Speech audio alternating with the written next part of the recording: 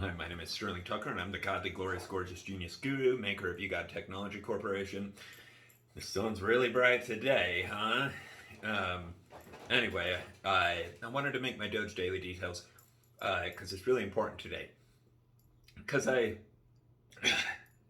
listened to a few geniuses today, a few Tesla engineers, and a few retards, and I'm sorry to say that. I need to work on that.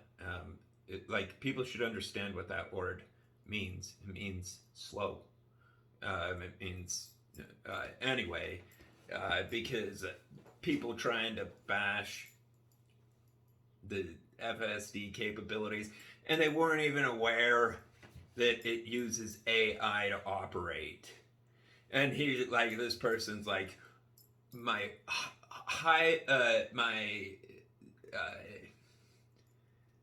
experts. That's what they call them, AI experts. And his AI experts didn't even know that FSD is AI driven. Anyway, because the thing that people are failing to understand, because I heard the morons say something like, 10 years, 10 to 20 years before FSD. And I'm like, how could anything have gone to school and not understand the bell curve rate of evolution and progression that is so historically visible? 100 years ago, people were still pooping in holes. Anyway, so my point is, people thinking we're 20 years away from full self-driving with zero interventions is so absurd. People should understand the rate of intervention error exponentially decreases as the system evolves. Anyway, and it's super important that people understand that, because the morons were trying to argue that human beings are safer than FSD. They feel so dangerous because FSD is on the road. There is nothing in existence that is as dangerous as a human being behind a steering wheel. Literally. It kills 1.35 million humans per year brutally and permanently impairs significantly more than that. And that will be a repeating horrific tragedy that is caused by the morons that try to push disinformation suggesting that human beings, as a species, not just a human being, like they're expecting our species, every human being, to compare to the performance capabilities of AI. Like all of us combined collectively could not even slightly compare. And the proof of this is, let someone go play chess with AI. It's infinitely unquestionable, and it really bothers me. I mean, it's and I need to not let it bother me, but it is frustrating that people fail to understand or acknowledge proven scientific facts, like the fact that AI is superior to human in response time. When in a car collision, response time is of more importance than anything could ever comprehend. And look at the difference in the response time capabilities of AI and human. Whenever I'm talking with Grok, first of all, I won't ever monkey type. I just speak it into the computer. But Grok instantaneously has a unique, extremely meaningful, and unquestionably consciously written and well thought through response. The response time is astounding. The difference between human latency and AI latency. And it's astounding. And so it's important information that it's circulated and know. Okay, so, and then a few other things that I wanted to cover. So people were trying to say Tesla's stock is the Tesla's strictly car company, and the future of EV vehicles is not what people think anyway, and it's so delusionally wrong. And their arguments for it, and I loved it. I really appreciate this. You got like, let's see, I don't remember. It's Yaman, Greg. Anyway, I forget all your guys' names, but you guys are flipping geniuses. I love listening to you. Especially, I forget his name. He works at XAI. I love him. His voice sounds so familiar too. Anyway, the way that you acknowledged, yes, there are some issues in the path, right? So, like, people are afraid of how far they can go with an electric vehicle. Do we have enough battery resources? Can you economically compete in the EV industry with the combustion industry that does not have to deal with the expenses of batteries? And the answer is absolutely flipping yes. The manufacturing cost of Tesla vehicles are about to be reduced so dramatically because with AIBC, which is automated instantaneous battery charge, or battery change, however people want to look at it, it makes it so that Tesla vehicles are not sold with batteries. Like, you pay for your it's just like you pay by the mile right now. It would be the exact same with Tesla. You would go to a Tesla station, you would say how big of a battery pack you would put in, and it would insert it into your vehicle, and you drive it until you're depleted.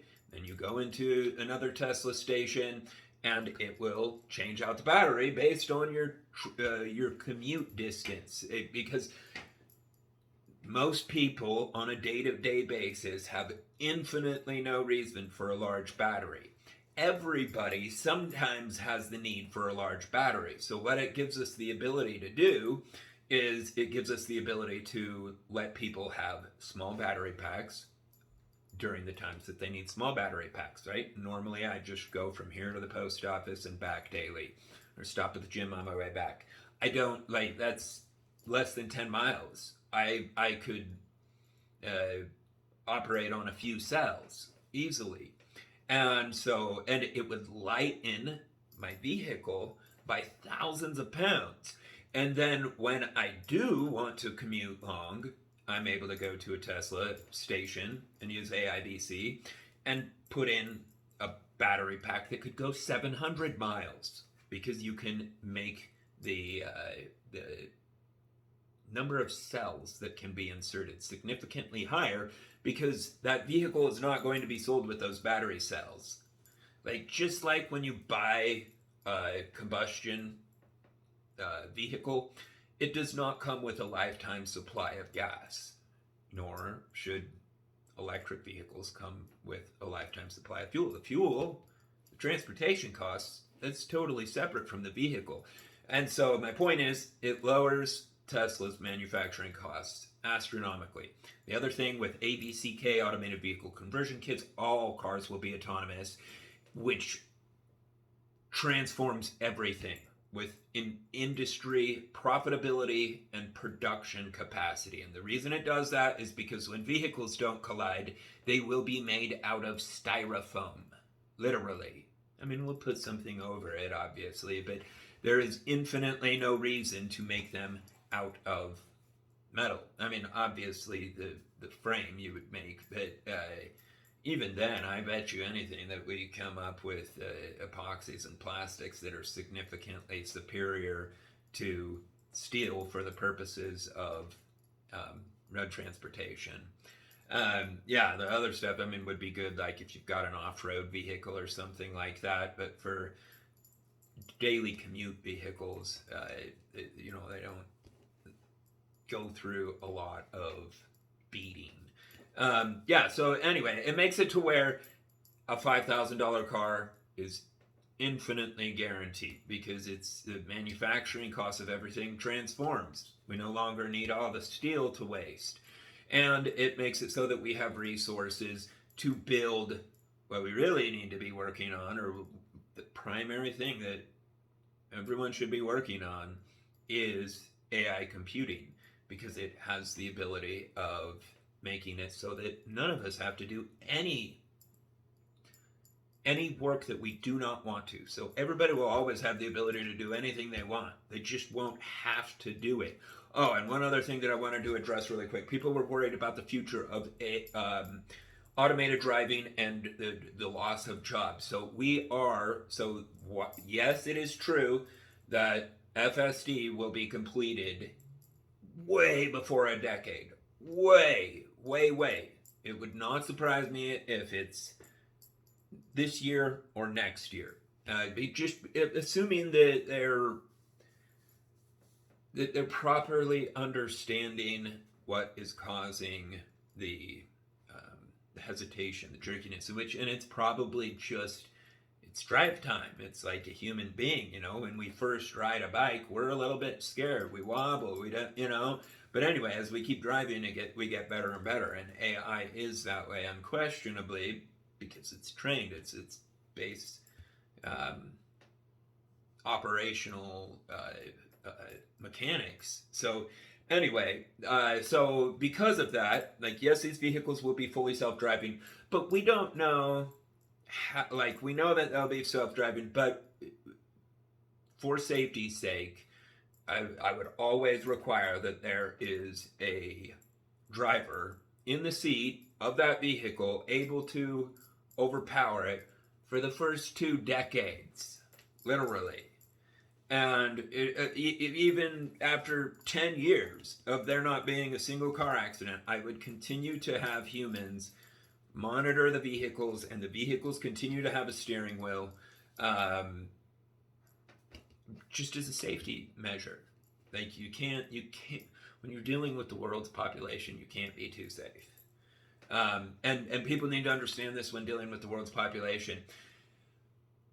Having a road system and a transportation system where humans are transporting toxic and dangerous goods could easily result in completely unforeseen catastrophic events, because we don't know all the properties of all materials yet, and we're creating new materials all the time.